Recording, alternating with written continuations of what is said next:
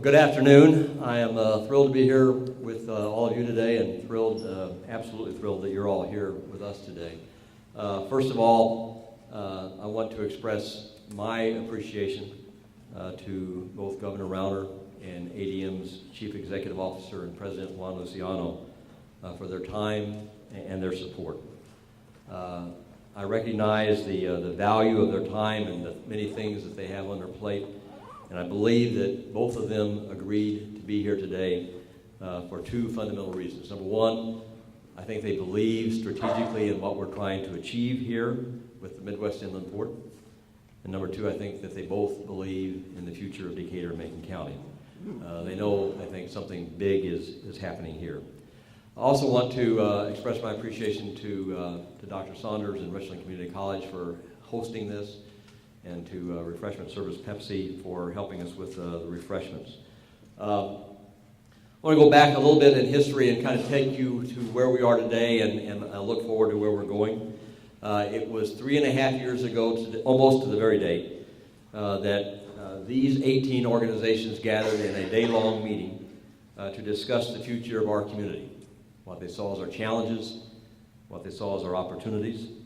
And interestingly, in that meeting, for the first time for me anyway, was the concept of the Midwest Inland Port that was raised. Didn't get much traction in that particular meeting. But what did come out of that meeting and a series of meetings that followed, and there were literally dozens of these meetings, community meetings seeking to obtain the input from a wide variety of people, was a set of values that sort of shaped what we wanted our community to be and to represent.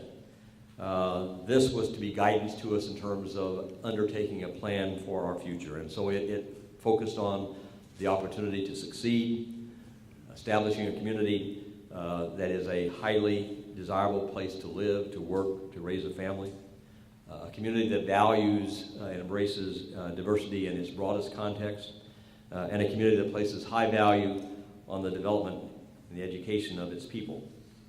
Now, candidly, these values could probably work for any community. But what we then did was to say, let's take those and develop what we see as the primary objectives for our community. We wanted to create more jobs, more quality jobs for our community. We wanted to create a community that is a more desirable place to live, work, and raise a family. And we wanted to develop the people in our community so that they would be fully skilled to be successful in jobs that are in our community today and in the jobs that we hope to create in our community going forward.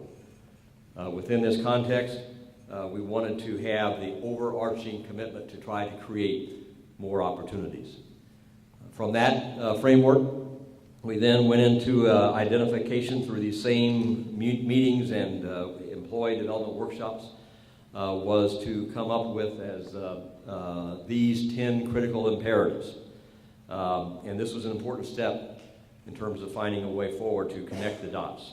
For what emerged was an understanding that if you're going to try to predict the future, the best way to do that is to create that future yourself. And that is what I think we as a community are attempting to do. One of the other things that we found was that while we had these 10 imperatives, they are not independent. In fact, they're critically linked and interdependent. And for us to achieve the level of success that we believe we can achieve as a community, it's important that we try our best to advance our progress along all 10 of those. As you can see here, the Midwest Inland Port did make this list of top 10. And not only did it make the list, but it became one of the two that was viewed to be the most strategically significant. Because if you look at the arrows that it drives creates more impact in helping the other imperatives succeed, along with education. So education and the Midwest Inland Port were the two imperatives that stood out as being the most strategically significant. And while you don't see any arrows to or from community marketing and branding, we also recognize that it was time that our community more effectively told its story. The story of not only what our community really is today, but also to begin to tell the story of what our community is becoming, because something big is happening here. And since the ribbon cutting work, we have pursued a variety of initiatives to advance the overall strategic development, including the expansion of services and capabilities, formally working to put a strategic plan under the umbrella of the Midwest Inland Port, which is an entity within the EDC. And what we want to achieve with this strategically for Decatur and Central Illinois is to create a vibrant, robust, multidimensional freight and logistics hub that provides comprehensive services. And what's not up there becomes a magnet for the kinds of businesses that we think will want to locate where those capabilities are and bring with them a wide variety of jobs that I think will be a great add-on to what's going on here within our community. The key components that we have are shown here. We have the intermodal ramp that many of you had the opportunity to see on the tour today. We have 3 Class 1 railroads that are connected at that ramp, only place where that's done in the country. We have 5 major uncongested roadways that serve the area. Interstate 72 that gets us to 57 and 55, Route 51 that gets us up to 74. And we have an airport that has the assets and the capabilities to be very active from a standpoint of freight activities. So that's kind of the background, and that kind of got us rolling. And so earlier this year, we completed a very important 3-part market study.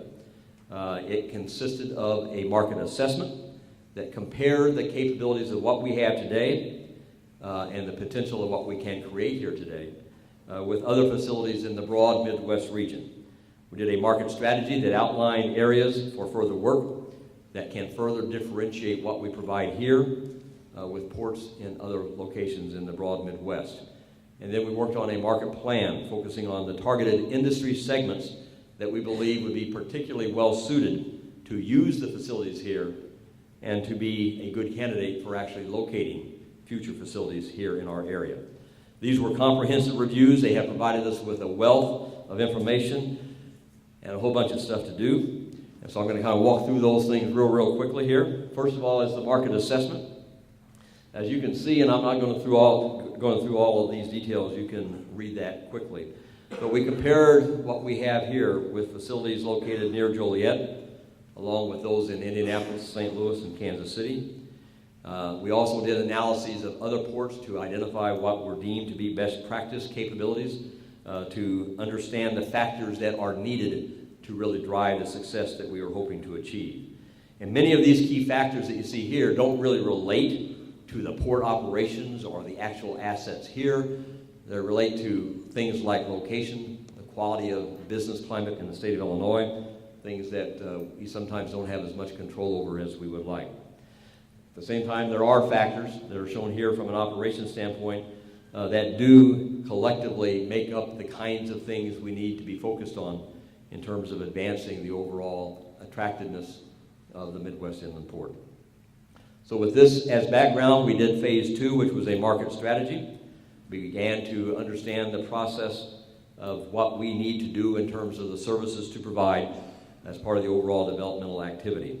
And this market strategy was phase 2 of our overall market study. And what you can see here is a laundry list of things that are services that can be provided. Many of them are provided to some extent here today in the Midwest Inland Port area, but there are others, obviously, that require further development. And all of this is being done to address the primary objectives that are important to someone who might choose to use the Midwest Inland Port or might choose to locate in this area. And those drivers are not necessarily surprising. People want to reduce their costs. People want to get their goods to locations faster or to get their goods here from other locations faster. They want to have a sense of reliability in terms of the movement of their goods, and they want to have flexibility and optionality in terms of how they move their goods. And as the Arby's commercial says, we got the meat. We have, I think, the capabilities here to fulfill those objectives that consumers might have. And so coming out of that, we have been working to establish the market goals and objectives, create a brand identity for the Midwest Inland Port, identify market targets, develop a performance and pricing plan, and to begin the promotional efforts, which is what is being launched here today. And this did lead us then to a very specific market plan, which was the 3rd phase of our overall study. The key outcome of this phase was the identification of target markets that best fit the overall industry segments that are supported not just by the Midwest Inland Port, but also supported by the other capabilities that we enjoy here in Central Illinois. And so frequently when people think of a port or a Midwest Inland Port, the first thing that comes to their mind is, well, it's a bunch of warehousing and distribution jobs. Not that there's anything wrong with that, but it's far more than that. And I think particularly in our area, the potential is significantly greater. We have a lot that can be done with farm products and food products. And you heard Mr. Luciano talk about the opportunity with respect to National Food Works in terms of really creating another hub that can further benefit from being located in the Decatur area. The area of chemicals, machinery, and manufacturing, waste and scrap, as well as warehousing, distribution, and logistics, are all the kinds of businesses that can benefit from being here and provides a diverse set or a portfolio of business opportunities that we think we want to work to attract. Since the completion of the study, we have been working over the last several months to create a comprehensive set of market materials. There we go. First of all, we have a revamped and updated website that we think better showcases the capabilities that we have and are developing here in the Decatur area.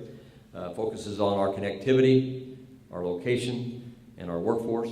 We're also in the process of updating the EDC website that will be launched soon that sort of complements what we're doing here from the standpoint of the look and feel. We've also completed the development of a primary pamphlet that you all received in your folders today that we think provides a very good highlight of reasons to consider Central Illinois as a desirable place to be. The general booklet is actually augmented by a series of special inserts that will be used depending upon the industry or the customer or the client or the prospect we're seeking to visit. So we have one that relates to advanced manufacturing. We have another one that's related to biotechnology. We have a third that's related to agriculture and food products. And we have a fourth that's related to overall logistics. And all of this is consistent with and builds on the results of the market studies that were done earlier this year.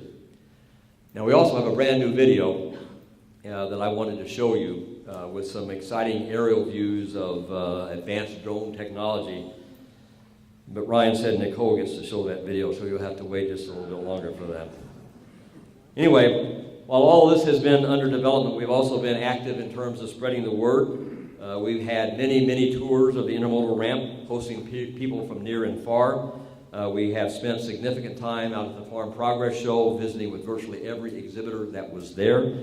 And we've had a lot of one-on-one discussions and several discussions focused on collaborative opportunities between the Decatur area, Champaign-Urbana, Springfield, Illinois, and Bloomington-Normal. We will be conducting the long-promised workshop for local and regional developers and financing organizations during October, and we'll be hosting a reception for targeted site selectors up in the Chicago area during the month of November.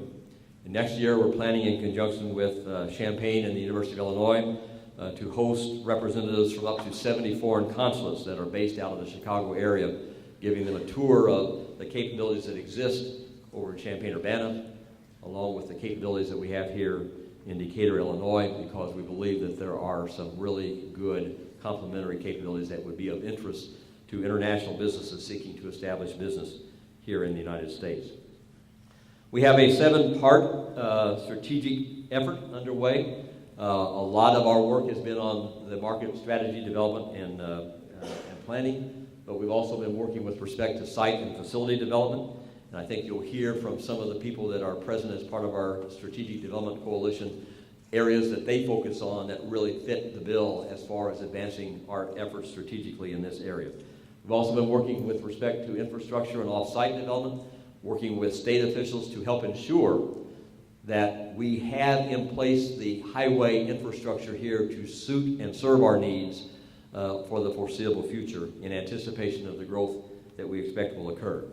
We talked earlier about a lot of the strategy issues that we need to address from the standpoint of the overall development of the Midwest Inland Port, and the business strategy and development is another one of the strategic areas that we have been focused on. We want to put all that together in a business plan. In addition to that, we want to address workforce development and technology development capabilities.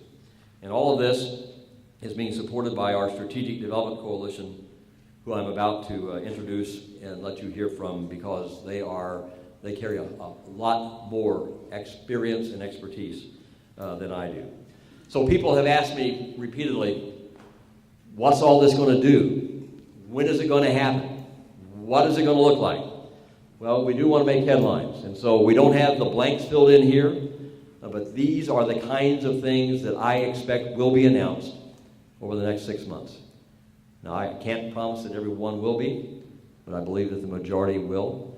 And I can say that everything that is up here is currently in advanced stages of discussion. And my hopes are that what really happens is that there are more things that join this list rather than anything that drops off the list. So I think that's a fairly good, impressive start. And I think what we'll see happen is that as these things begin to happen, the momentum will continue to increase and the pace of success will grow.